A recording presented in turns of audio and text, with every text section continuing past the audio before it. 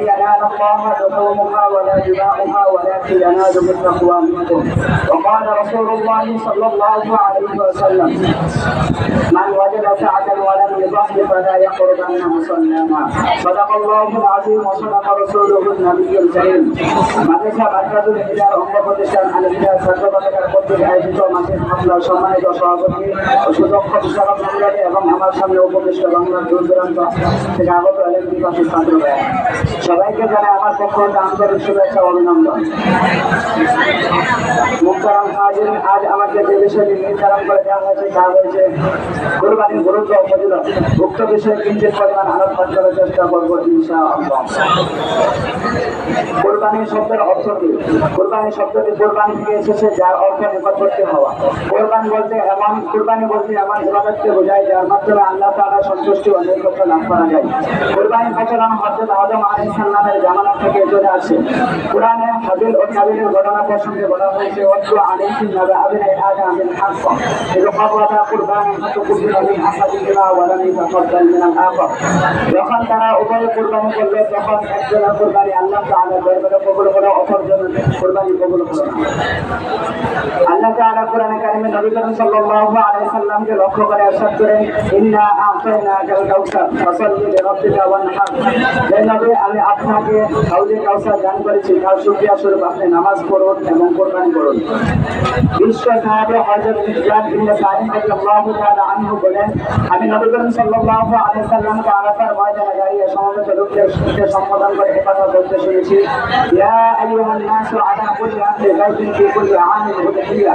হে লোক সকল, তোমরা জেনে রাখো যে প্রত্যেক সামর্থ্যবান পরিবারের উপর প্রত্যেক বছর কুরবানি করা কর্তব্য, আর যে পরিবারের উপর সামর্থ্য নেই তাদের উপর কুরবানি করা কর্তব্য নয়। কারণ আল্লাহ তাআলা তার উপর এমন কোনো কাজের দায়িত্ব চাপিয়ে দেন না যা তার সামর্থ্য ও শক্তির বাইরে। উল্লেখিত কুরআন ও হাদিস দ্বারা প্রমাণিত হয়েছে কুরবানি করা সবচেয়ে বড় সওয়াবের কাজ। সুতরাং যারা সামর্থ্য থাকা সত্ত্বেও কুরবানি করে না, তাদের চেয়ে বড় হতভাগা আর কেউ নেই। নবী করিম সাল্লাল্লাহু আলাইহি সাল্লাম ইরশাদ করেন: মান ওয়াজাদা সাআতান ফালাম ইউদাহি ফালা ইয়াকুরবান্না মুসাল্লানা। অর্থাৎ যে ব্যক্তি সামর্থ্য থাকা সত্ত্বেও কুরবানি করল না, সে যেন আমাদের বিগ্রহের দ্বারের কাছেও না আসে। মুহতারাম হাজির, কুরবানির যেমন গুরুত্ব রয়েছে তেমনি তার ফজিলত রয়েছে।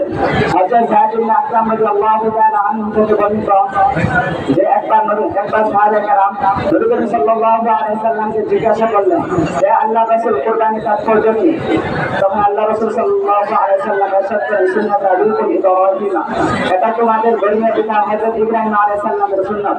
তারপর পুনরায় আবার সাহাবা কেরাম জিজ্ঞাসা করেন: ইয়া রাসূলুল্লাহ, এটা আমাদের জন্য কি সওয়াব রয়েছে?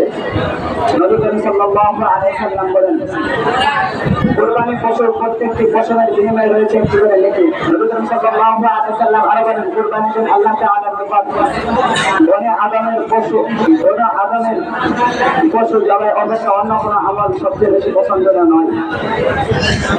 কিয়ামতের দিন কুরবানির পশু তার লোম ও শীর্ষ আল্লাহ তাআলা উপস্থিত হবে।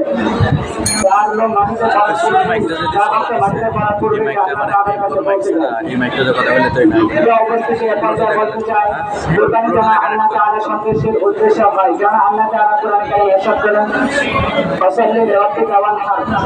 হে নবী, আপনি আপনার প্রতিপালকের উদ্দেশ্যে নামাজ পড়ুন এবং কুরবানি করুন। আল্লাহ তাআলা আমাদেরকে কুরবানির গুরুত্ব এবং ফজিলত জেনে যার যার সামর্থ্য অনুযায়ী কুরবানি দেওয়ার তৌফিক দান করুন। আখির দাওয়ানা আলহামদুলিল্লাহি রাব্বিল আলামিন। আসসালামু আলাইকুম ওয়া রাহমাতুল্লাহি ওয়া বারাকাতুহু।